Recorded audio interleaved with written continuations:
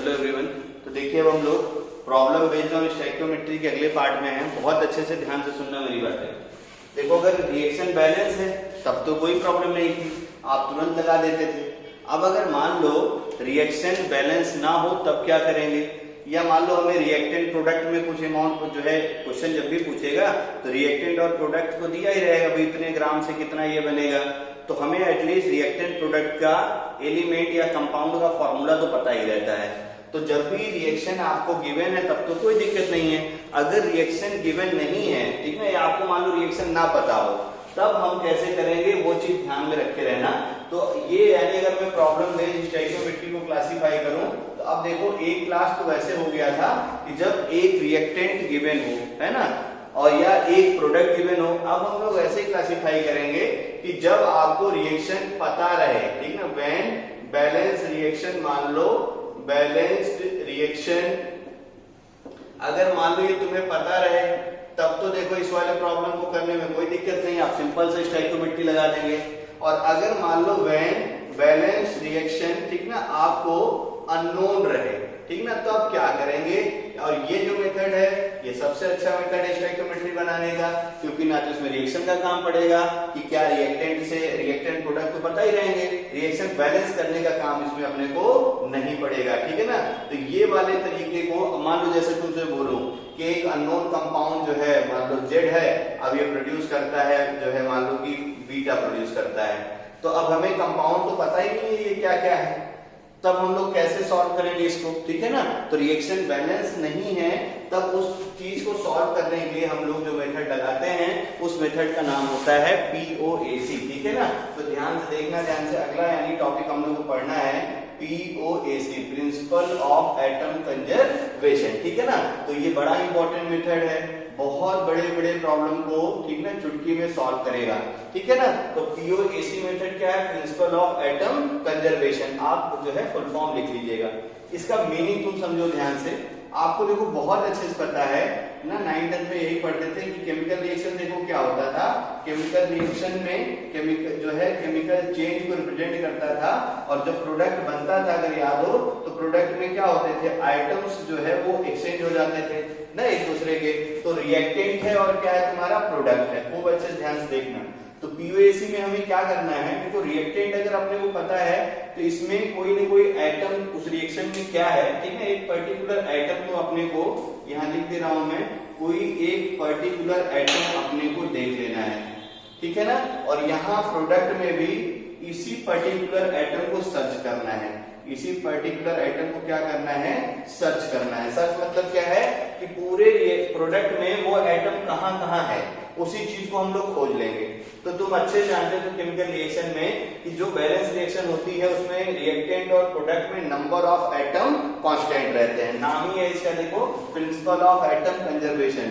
तो हम लोग क्या करेंगे, नंबर ऑफ एटम, ठीक है ना, नंबर ऑफ एटम खोजेंगे किसमें, रिएक्टेंट में, पर्टिकुलर एटम यहां से लिख दे रहा हूं मैं, ठीक ना, मतलब कोई भी स्पेसिफिक एटम तुम्हें देखना है, नंबर ऑफ एटम कोई भी पर्टिकुलर यहाँ पे रिएक्टेंट में खोज लेंगे, ठीक है ना, और कोई भी नंबर ऑफ एटम, कोई भी नहीं बल्कि वही पर्टिकुलर, ठीक है ना, कहाँ खोज लेंगे हम लोग, नंबर ऑफ एटम, ठीक है ना, उसी पर्टिकुलर एटम को हम लोग कहाँ खोज लेंगे, प्रोडक्ट में। अभी क्वेश्चन ध्यान से देखते रहिए, कॉन्सेप्ट समझाता हूं मैं कैसे बनता है। तो पर्टिकुलर एटम रिएक्टेंट में और पर्टिकुलर एटम कहाँ खोज लेंगे हम लोग, प्रोडक्ट में। अब तुम्हें अच्छे से पता है नंबर ऑफ एटम का फॉर्मूला है ना, नंबर ऑफ एटम का फॉर्मूला देखो क्या होता था, याद करो, सैंपल का मोल, कई बार बोला मैंने फॉर्मूला, सैंपल का मोल इनटू क्या होता है उस पर्टिकुलर एटम की बोलो एटॉमिसिटी, और इनटू क्या होता है बोलो एवोगाड्रो नंबर, ठीक है ना। और इधर देखो ध्यान से, उसी पर्टिकुलर एटम का फिर से वही कहानी, नंबर ऑफ एटम का फॉर्मूला हमें बताना ही है, तो आपको ये मैं डायरेक्ट देता हूं, देखो नंबर ऑफ एटम का ये फार्मूला होता है। तो number of atoms is equal to क्या होता है, सैंपल का mole atomicity into Avogadro number. ये फार्मूला मैंने बोला था बहुत अच्छा फार्मूला, अच्छे से याद रखते रहिए, बहुत सारे न्यूमेरिकल में ये काम आएगा। तो पर्टिकुलर एटम का एटम कंजर्व कर लेंगे रिएक्टेंट में और प्रोडक्ट में, और फिर क्वेश्चन को सॉल्व कर लेंगे, बहुत अच्छे से आंसर आ जाएगा। जैसे मैं तुम्हें देखो एक क्वेश्चन दे दूं, इस एग्जांपल से इसके कॉन्सेप्ट को आप ध्यान से सीखिए। आपसे मैं बोलूं, ठीक है ना, कि हाउ हाउ मेनी ग्राम, ठीक है ना, कोई भी एक क्वेश्चन दे दूं मैं, हाउ मेनी ग्राम, ठीक है ना, अमोनिया फॉर्म्ड, NH पहले सिंपल वाले सीखिए, अमोनिया फॉर्म्ड, ठीक है ना, व्हेन, ठीक है ना, वही वाला question, 56 gram nitrogen react with hydrogen at H2, ठीक है ना, क्वेश्चन ये है तुम्हारा। अब देखो इससे पहले जब किया था तो आप देखो जरा ध्यान से, वहां पे मैंने क्या किया था, बैलेंस रिएक्शन लिखा था, यहाँ बैलेंस रिएक्शन बिना लिखे करके दिखाता हूं तुम्हें मैं। देखो नाइट्रोजन का रिएक्शन किससे हो रहा है, क्वेश्चन में दे रखा है हाइड्रोजन के साथ में, देखो नाइट्रोजन रिएक्ट विथ हाइड्रोजन, क्या प्रोड्यूस हो रहा है, अमोनिया। ये तो रिएक्शन मान लो आसान है, बैलेंस कर लेंगे, लेकिन मैं बिना बैलेंस करके POAC सिखा रहा हूं तुम्हें, तो मैंने देखो रिएक्शन बैलेंस नहीं करूंगा, जब तुम्हें पता है तब भी रिएक्शन ना बैलेंस करो। तो अब देखो ध्यान से, ये अमोनिया पूछ रखा है, और जो आपसे पूछ रखा है, जो गिवन है तुम्हें, देखो ध्यान से, अमोनिया पूछ रखा है और नाइट्रोजन गिवन है, तो दोनों में देखो कॉमन एटम कौन सा हो गया, नाइट्रोजन। तो यहां भी नाइट्रोजन है और यहां भी नाइट्रोजन है, तो हम लोग क्या करेंगे, POAC लगाएंगे, ये अच्छे से याद रख लेना, POAC फॉर नाइट्रोजन एटम। किसके लिए लगाते हैं POAC, जो एटम कॉमन हो उसी के लिए POAC लगा दो। तो अब देखना ध्यान से, यहाँ पे अब POAC लगाया, मतलब मुझे नाइट्रोजन के एटम जो है कंजर्व करने हैं। तो अब देखो सैंपल तुम्हारा इधर नाइट्रोजन है, तो सैंपल यानी नाइट्रोजन का मोल, सैंपल जहां पे भी नाइट्रोजन कॉमन हो उसी का मोल देखना है, इनटू देखो नाइट्रोजन की एटॉमिसिटी कितनी हो गई 2, और इनटू क्या हो गया, एवोगैड्रो नंबर ऑफ एटम का फार्मूला, सैंपल का मोल, जिस भी सैंपल में वो पर्टिकुलर एटम हो, एटॉमिसिटी इनटू क्या कर देना, एवोगैड्रो नंबर, इक्वल टू देखो ध्यान से, पर्टिकुलर एटम जो है जहां है उसका मोल, यानी ये पर्टिकुलर एटम अमोनिया में है, किसका मोल, इनटू क्या हो गया, देखो एटॉमिसिटी, तो अमोनिया में नाइट्रोजन के कितने एटम है 1, और इनटू क्या हो गया तुम्हारा, एवोगैड्रो नंबर। ये तो हो गया अपना नंबर ऑफ एटम को कंजर्व कर लिया। अब इसको सॉल्व कर लिया जाए, Na कैंसिल, कोई प्रॉब्लम नहीं होगा। अब देखना ध्यान से, नाइट्रोजन का मोल इनटू 2 इधर बचा हुआ है। अब नाइट्रोजन का मोल कैसे पता चलेगा, तो देखो यहाँ पे नाइट्रोजन का वेट गिवन है, और जब अगर वेट गिवन हो तो मोल का फार्मूला क्या होता है, given weight divided by molar mass. तो यानी देखो क्या हो गया, नाइट्रोजन जो सैंपल है उसका मोल क्या हो गया, 56 डिवाइडेड बाय 28 इनटू कितना हो गया 2 इक्वल टू। अब देखो अमोनिया का वेट तुम्हें बताना है, तो हम लोग अमोनिया के वेट का फार्मूला लिख देते हैं, यही तुमसे पूछ भी रखा है, वेट ऑफ NH3, और वो भी किसमें, ग्राम में, डिवाइडेड बाय, बोलो, gram molecular mass of ammonia, ध्यान से देखते रहना, GMM ऑफ किसका, अमोनिया, एटॉमिसिटी तो 1 ही है, तो मल्टीप्लाई करने की जरूरत है नहीं, 1 मतलब 1 ही है। थोड़ा सॉल्व कर लो, ये कितना हो गया तुम्हारा 2, यानी 4 इक्वल टू, देखो ध्यान से, ये क्या हो, यही अपने से पूछ रखा है कि कितना अमोनिया में बनेगा, तो हम लोग इसको मान लेते हैं से x ग्राम। अब इसको सॉल्व कर लो, यानी 4 equal to x divided by, ammonia का मोलर मास कितना होता है 17। अब यहाँ से आप x की वैल्यू निकाल लो, तो कितना ग्राम हो गया, देखो 68 ग्राम ऑफ NH3। और कॉपी पलट के जरा देखो, जब रिएक्शन बैलेंस करके भी सॉल्व किया था तो कितना आया था, 68 ग्राम ऑफ NH3। तो देखो ये कितना अच्छा मेथड है। अगर रिएक्शन जो है अपने को सिर्फ रिएक्टेंट प्रोडक्ट भी पता रहे तो हम लोग बहुत अच्छे से सॉल्व करते हैं बिना रिएक्शन को बैलेंस किए हुए, ठीक है ना। अब देखिए ये RCM आप बुक उठाइएगा, उसमें जो सेकंड वाला चैप्टर है वो इसी पे बेस्ड है ना। दो शुरुआत के जो दूसरे वाले चैप्टर हैं, सेकंड चैप्टर, ठीक है ना, उसको आप अच्छे से सॉल्व करिएगा। जैसे बहुत अच्छे अच्छे क्वेश्चन है, मैं तुम्हें एक क्वेश्चन और कराता हूँ, ठीक है ना। इस टाइप बिना मतलब रिएक्शन नहीं पता हम लोग POAC लगा के करेंगे।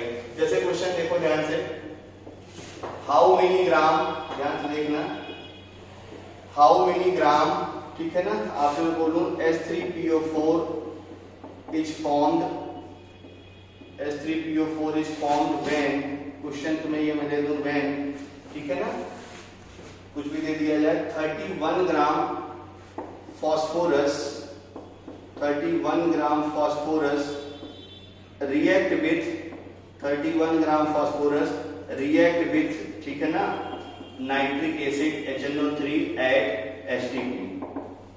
अभी सब सिंगल रिएक्टेंट की कहानी चल रही है, ठीक है ना। तो इस क्वेश्चन को जरा ध्यान से ट्राई करिए, आप वीडियो को पॉज करिए और क्वेश्चन को जरा सॉल्व करिए, ठीक है। तो ये क्वेश्चन अगर मुझे करना है तो पहले आप ध्यान से देखो, ठीक है ना। क्या करेंगे, पहले रिएक्शन लिखेंगे, रिएक्शन अगर बैलेंस हो गई तो बैलेंस अगर पता रहेगा तो फिर तुरंत ही हो जाएगा अगर रिएक्शन दिया रहता। लेकिन आप देखिए जरा ध्यान से, तो यहाँ पे रिएक्शन के बारे में कुछ भी नहीं पता है, तो हम लोग कैसे करेंगे देखना ध्यान से। पहले रिएक्टेंट प्रोडक्ट लिखते हैं और फिर थोड़ा बहुत दिमाग लगाते हैं। क्वेश्चन में दे रखा है कि phosphorus react with nitric acid, तो इधर मैं लिखता हूँ फास्फोरस यानी रिएक्शन किससे हो रहा है, HNO3 के साथ में। फास्फोरस का रिएक्शन किसके साथ में हो रहा है, HNO3 के साथ में। तो ये फास्फोरस ऐसे लिखना सही रहेगा क्या, फास्फोरस ऐसे लिखना सही नहीं रहेगा। मैंने क्या बोला था, जब भी क्वेश्चन को पढ़ के आप याद करिए पिछले ये वीडियोस, जब भी क्वेश्चन पढ़ के ये ना समझ में आए कि ये एटम है कि मॉलिक्यूल, तो क्या देखते हैं, एग्जिस्टेंस इन द नेचर। तो फास्फोरस देखो ध्यान से नेचर में किस फॉर्म में रहता है, P4 के फॉर्म में रहता है।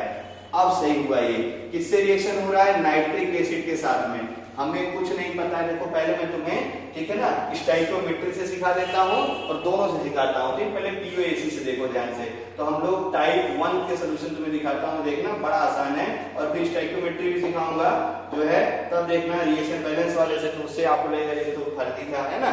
लेकिन अब क्या है कि स्कूल एग्जाम में, मतलब जब आप पेपर देने जाइएगा 11th का, तो वहां पे POAC अपने सिलेबस में NCERT में फिलहाल स्कूल वाले बुक में नहीं है, तो वहां उससे सॉल्व करके आओगे तो नंबर कट जाएंगे। तो वहां स्टैइकियोमेट्री लगा के क्वेश्चन आपको करके आना है, मोल मोल वाला रिलेशन लिख के। तो ये देखो P4 प्लस HNO3, चलिए रिएक्ट हो रहा है और फॉर्म हो रहा है, देखो ये भी तुम्हें दे रखा है H3PO4। तो हम लोग पहले मेथड से तुम्हें सिखाता हूं मैं, देखना ध्यान से। मुझे कुछ नहीं पता है कि अब इसके बाद क्या बनेगा, कोई लेना देना नहीं है, POAC है ना अपने पास। तो अब देखो क्या कह रहा है क्वेश्चन में कि how many gram H3PO4 form 31 gram phosphorus react with nitric acid. तो मुझे देखो बस इतने का काम पड़ेगा, ठीक है ना। अब देखो ध्यान से, जो गिवन है उसमें फास्फोरस है और जो बन रहा है इसमें भी फास्फोरस है, तो हम लोग क्या अप्लाई करेंगे, ठीक ना, अप्लाई POAC बोलो, अप्लाई POAC फॉर किसके लिए बोलो, फास्फोरस के लिए, ठीक है ना। समझ में आ रहा होगा आपको, कैसे लगाएंगे, देखो सैंपल का मोल, फास्फोरस रिएक्टेंट में जो सैंपल है किसमें गिवन है, P4 में, इनटू एटॉमिसिटी फास्फोरस की कितनी 4, इनटू देखो ये फार्मूला आप भूलिए नहीं, फिर से मैं बोलता हूं, नंबर ऑफ एटम का फार्मूला बोलो क्या है, सैंपल का मोल, जो भी सैंपल है उसका मोल इनटू क्या करना है बोलो, एटॉमिसिटी ऑफ पर्टिकुलर एटम, और इनटू क्या होता है, एवोगाड्रो नंबर। ये फार्मूला मतलब समझिए, एटॉमिसिटी इनटू क्या है, एवोगाड्रो नंबर। ये फार्मूला बैकबोन है पूरे मोल का, ठीक है ना। तो यहां से क्या करेंगे, नाइट्रो जो आपका फास्फोरस है उसका मोल सैंपल का, एटॉमिसिटी फास्फोरस की 4 इनटू क्या हो गया, देखो एवोगाड्रो नंबर, इक्वल टू देखो ध्यान से, फास्फोरस जहां है उसी सैंपल का मोल।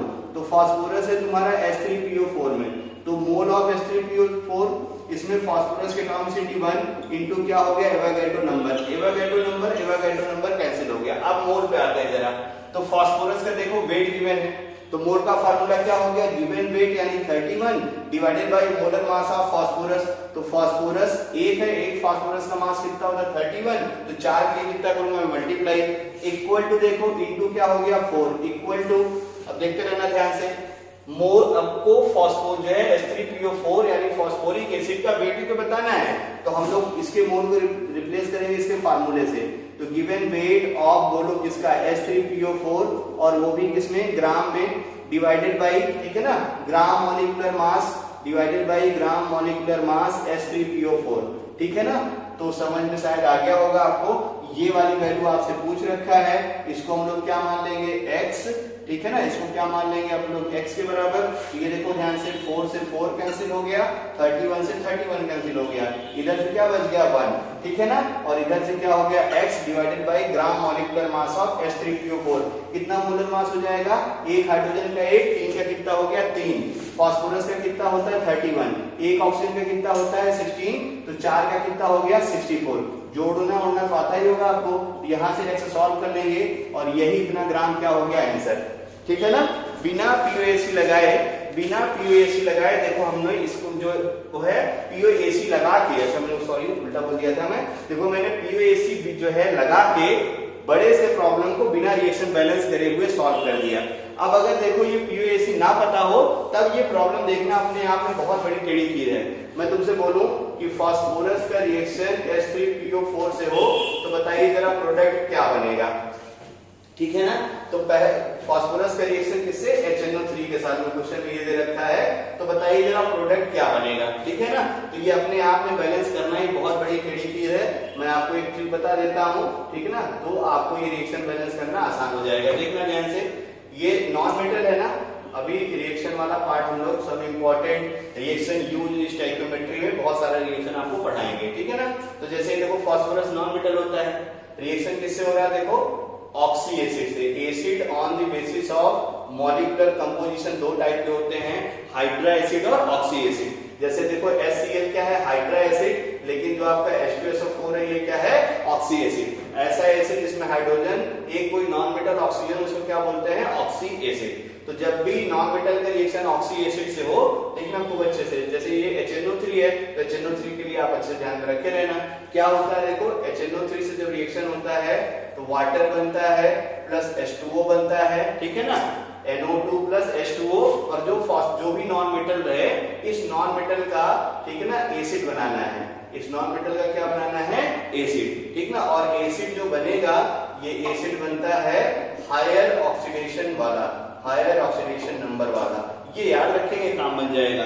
और फिर देखो ध्यान से, ये तो मान लो आपने लिख दिया, चलो ये रूल अगर याद है तो अब अपना थोड़ा आसान हो गया। HNO3 से रिएक्शन होगा।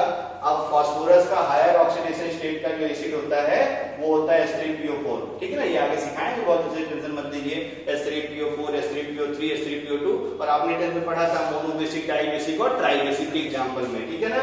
ये देखो क्या हो गया तुम्हारा NO2 और प्लस क्या हो गया, देखो H2O। अब इसको अगर बैलेंस करने के लिए तुमसे मैं बोलूं तो बहुत टाइम लग जाएगा आपको बैलेंस करने के लिए, ठीक है ना। कैसे देखो टाइम लगेगा, अभी बैलेंस करके मैं ट्रिक से सिखाता हूं, तब तुम्हें समझ में आएगा। हाँ, ये आसान सा ट्रिक था। क्या करना है, ट्रिक देखो ध्यान से। फास्फोरस के एटॉमिक नंबर कितना होता है, 15। इलेक्ट्रॉनिक कन्फिग्रेशन कर लो 285, ठीक है ना। यानी एक फास्फोरस का आउटर शेल में कितने हो गए, 5 इलेक्ट्रॉन। ये कौन रिएक्शन कर रहा है अपने पास, P4। तो P4 के केस में जो आउटर मोस्ट के इलेक्ट्रॉन होंगे 5 into 4 यानी कितना हो गया, 20, ठीक है ना। तो ये आ गया 20। और देखो HNO3 जो है, ये ट्रिक याद रखे रहना, कोई भी रिएक्शन हो ऐसे कराइए आप, ऑक्सी एसिड होना चाहिए बस, ठीक है ना। तो ये देखो क्या हो गया, HNO3। अब यहां से अगर इसको ब्रेक करो तो ये क्या हो जाएगा, देखो H प्लस और NO3 माइनस, कितने रिप्लेसेबल बचे हैं, 1। तो यानी इस एसिड का जो बेसिसिटी है वो कितना हो गया तुम्हारा, 1। तो ये जो आउटर के इलेक्ट्रॉन है ना, इसको इसकी बेसिसिटी से डिवाइड कर दो, ठीक है ना। ये कितना आ गया, देखो 20। और यही नंबर में नाइट्रिक एसिड लगेगा। समझ में आया ना, बहुत आसान ट्रिक है। अब आराम से आप बैलेंस कर दीजिए, कोई प्रॉब्लम ही नहीं होने वाली है आपको, ठीक है ना। यानी NO2 जो नाइट्रोजन है वो कितना हो जाएगा, देखो 20, यहाँ बैलेंस कर लीजिए, नाइट्रोजन बैलेंस हो गया। अब हाइड्रोजन और ऑक्सीजन बैलेंस करना तो आपके लिए बहुत आसान है। फास्फोरस कितना है, 4, तो यहाँ पे 4 से मल्टीप्लाई कर दो, ठीक है ना। अब हाइड्रोजन देखो 12 इधर खत्म हो गए, और हाइड्रोजन कितने होने चाहिए तुम्हारे, 20 होने चाहिए। 12 खत्म हो गए, ठीक है ना, और बचे कितने, 8। तो ये कितना हो जाएगा, 4:2। रिएक्शन देखो बैलेंस हो गई। अब आप याद करिए, 2, 4, 6 नंबर बैलेंस करने में भी ना, आप अगर हीट एंड ट्रायल लगाएंगे तो कितना टाइम लग जाएगा, ठीक है ना। तो अब रिएक्शन अगर बैलेंस हो गई, रिएक्शन अगर बैलेंस हो गई तो फिर अब मोल वाला रेशियो लगा के 1 मोल 20 है ना, 1:20 सच दैट 4:20 इनटू जो भी है मोल का मेथड लगा के आप अच्छे से सॉल्व कर लीजिएगा, ठीक है ना। तो ये आपका होमवर्क है, इसको बेसिक मेथड से जरा सॉल्व करिएगा। Thank you.